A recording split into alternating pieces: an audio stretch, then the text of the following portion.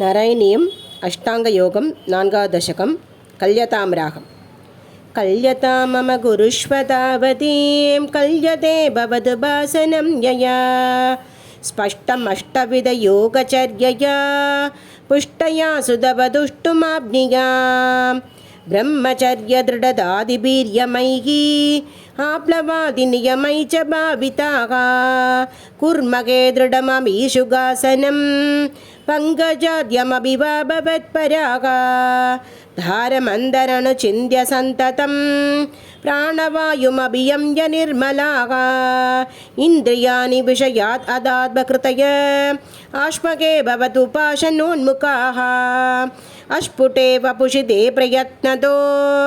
धारयेम दिशना मुहुर्मुहुः देन भक्तिरसमन्दरात्रदा उद्भगेम भवदङ्घ्रिचिन्तकाः विस्फुटावयवभेदसुन्दरं दद्वभूषुचिरनीलनावसत् अश्रमं मनसि चिन्तयामहे ध्यानयोगनिरताद्वदाश्रयाः ध्यायतां सकलमूर्तिमीदृशीम् उन्मिषन्मधुरता कृतात्मना चान्द्रमोदरसरूपमान्दरं ब्रह्मरूपमयि देव भाषते तत्समास्वदनरूपिणीं स्थितिं दत्समाधिमय विश्वनायक आश्रिता पुनरदः परिच्युतौ आरभेम च धारणादिकम् इत्थमप्शन निर्भरोलसत् तत्परात्मशुगकल्पितोत्सवाः मुक्तभक्तकुलमौलितां कथाः सञ्चरेम शुगनारदादिवत् तत्समाधिविजयेतु यः पुनः मंशुमोक्षरसिकक्रमेण वा योगवश्यमनिलं षडाश्रयैः उन्नयद्यजशुषुण्णयासनैः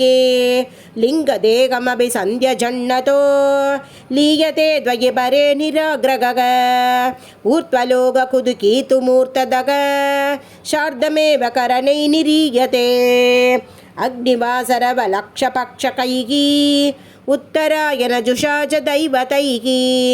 प्रापितोरविपदं भवत्परो मोदवान् ध्रुवपदादमीयते आस्थितोतमकरालये यथा शेषवक्त्रदकनोष्मनार्तते ईयते भवतु भाषयस्तथा वेदसपदपदः पुरैव वा तत्र वादवपदे तवा वसन् प्राकृत प्रलययेदि मुक्तता स्वेच्छया खलु पुराभिमुच्यते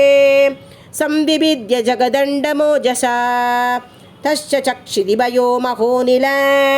व्योमगत्प्रकृतिशब्दकावृतिः तत्तथात्मकतया विशंसुगी यादिते पदमनावृतं विभो अर्चिरादिकदिमीतृषीं व्रजन्